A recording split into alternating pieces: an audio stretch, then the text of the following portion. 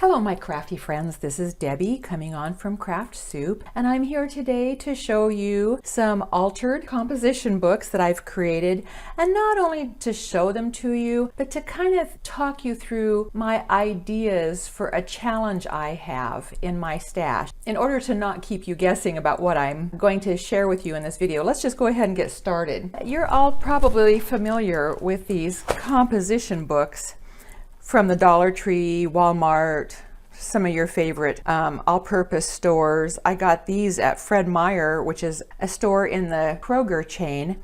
And anyway, there are dozens of ways to alter them, but I went ahead and just had some fun using up some of my paper stash.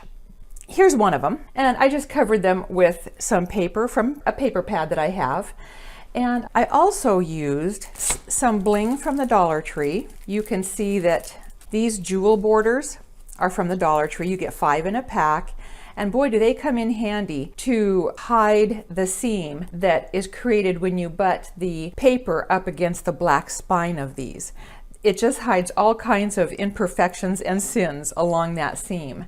So I find these very handy for that purpose. Plus, they just really look nice on the composition books. They come in white, pink, teal, and gold. As you can see, the title of this newly made journal is Today is a Good Day for a Good Day.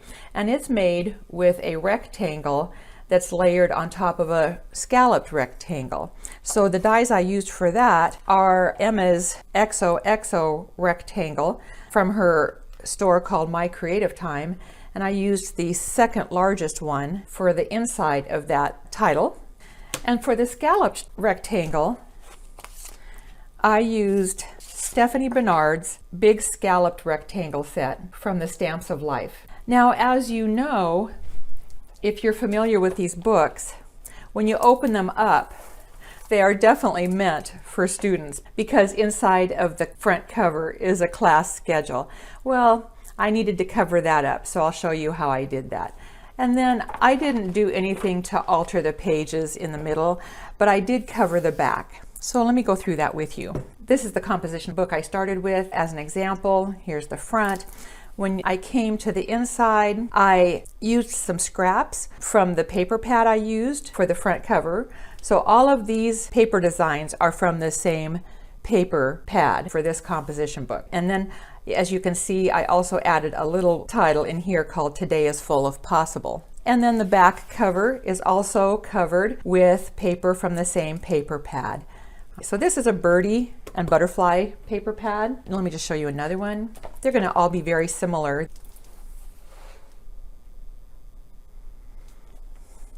Again, all of these paper designs are from the same paper pad. And then here's kind of a non-standard one, but we all have paper pads that have these paper strips in them with cut-aparts that are in the strip format. And I always wonder, what do I do with those? But I just thought I'd try it as a cover, and I've gotten some good feedback from other people who like it too. All right, and you can see the bling down the side. You open it up, and here's some leftover paper scraps from the covers that I made, and then the back cover.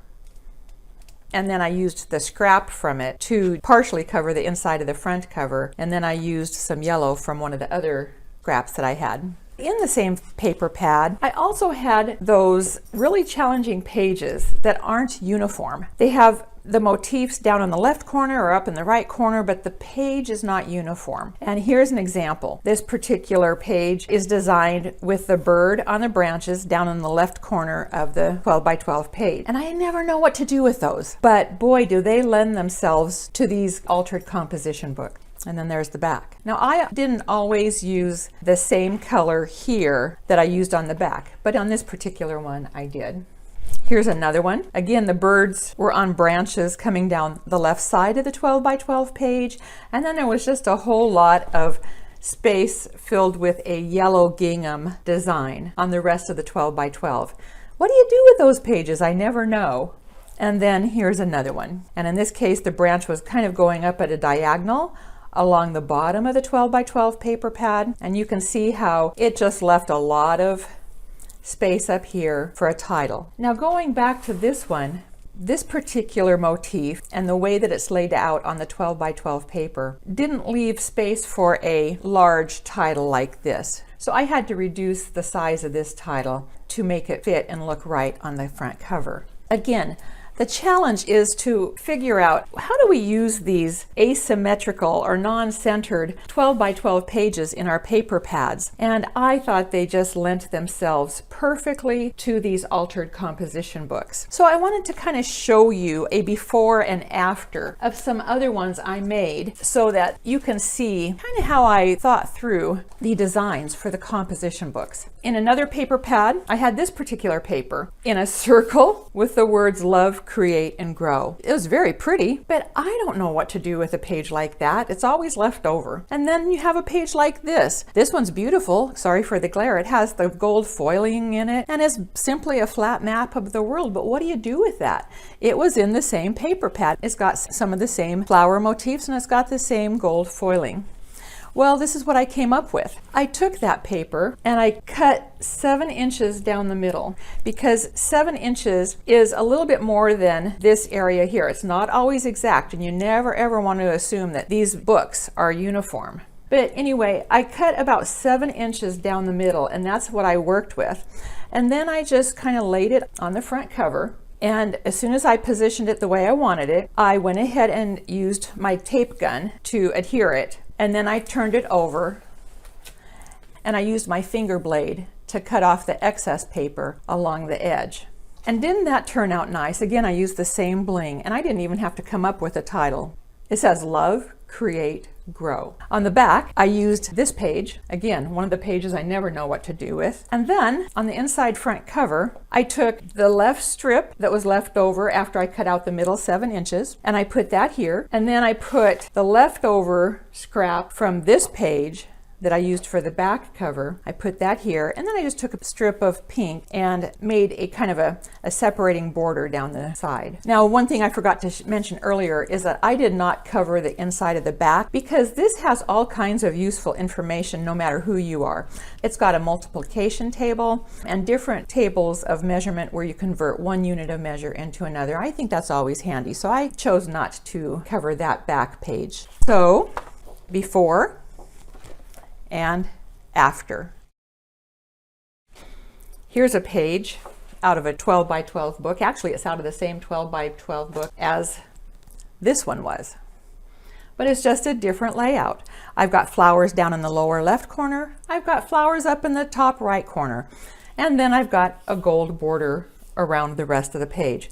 What do you do with a page like that? I don't make old-fashioned scrapbooks anymore, so what do you do? Well, I took this lower corner and maximized it by nesting it into the lower left corner of my composition book. And as soon as I decided if I liked it or not, I went ahead and used my tape runner and adhered it. And then again, I turned it over and used my finger blade to cut off the excess.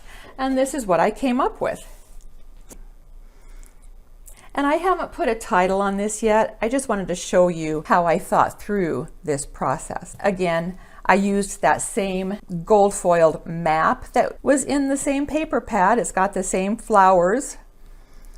I used that for the back. So I'll design the title for that a little bit later. Here's a Christmas design from a Christmas paper pad. And in this design, these Christmas tree bulbs were going across the bottom of the page. And then I also found in the same paper pad a page full of snowflakes on a pink background. Now, the interesting thing about this pink background is it does gradually fade from a dark pink to a light pink as you go right on the page. What do you do with a page like that? Well, let me show you my idea. And I think you're going to be surprised by what I came up with.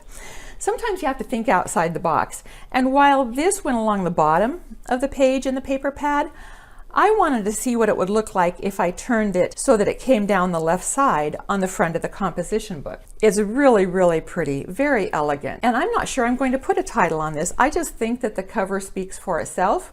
Not all composition books that are altered need a title. This could just be a journal. But I did use the bling coming down here. And then on the back, is that snowflake paper that fades from side to side. And then here's the inside of the front cover, where I used some scraps from this and some scraps from this, and I put them together. And then I just separated them with a little bit of glitter paper. So I thought that turned out really pretty. Here's an odd piece of paper out of my paper pad. It's got gingerbread snaps on the bottom, a plate of cookies down here, and then at the top it's got some Christmas tree branches with some stars. And what I paired that up with is the same snowflake paper that fades from side to side, except for this one's on a very light teal color. So let me show you what I came up with here. This is what I made with it as far as the front cover to an altered composition book.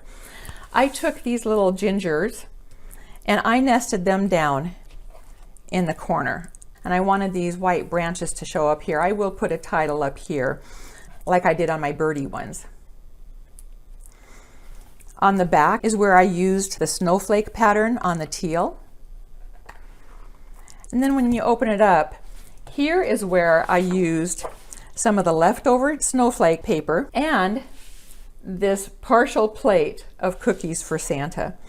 And I just pieced them together and kind of overlapped them and then covered the seam with some more of that teal glitter paper. I think that's really cute. And my last one was the most challenging but the most fun of all, because the focal point of this 12 by 12 paper is this red truck, which so many people love. But it wasn't down in the left corner. So that didn't make this paper easy to just butt up against the left corner of my composition book. So I had to decide what I was going to do with this. And I decided that I want that truck centered at the bottom of the composition book. So I had to measure out 7 inches from top to bottom, and I cut down this way so that I had the red truck placed well on my composition book. And then again, I just used the bling. This is how the back ended up. Merry Christmas is in the right lower corner. And so I just butted that right up against the lower right corner of the back. And then I just cut off the excess. It's unusual, but it's pretty. As I open this up, you'll see I used the trees that I had cut off from the 12 by 12 paper pad. And I used those right here. And then I had a little bit of an edge left over from the back. I had this edge left over, so I just trimmed it, placed it down the left side of the inside cover. I trimmed off all the excess. I also rounded all of these corners in case I didn't mention that yet. And then to separate the blackness from the redness, I put just a piece of white paper down the seam there. That's my project share for today. Again, I haven't put the titles on here yet. I just wanted to get this video made, but I want to encourage you to look for those asymmetrical papers that you have in your paper stack and play with them and experiment. Oh my gosh, it's very fun. And it's amazing what you can come up with for designs of these books that you alter. They are absolutely stunning. As a matter of fact, they are my favorite ones of all of the books I created. I think they're a lot more interesting than the altered composition books that I made with just standard paper that's the same all over the 12 by 12 page. So my friends, this was my project share today and my idea share. If you like this video, please give it your thumbs up. That would be great. It would help my channel to grow. If you want to see more videos like this, hit that subscribe button and hit the notification bell as well so that you'll be notified when I upload more videos. I'll see you soon. Bye-bye.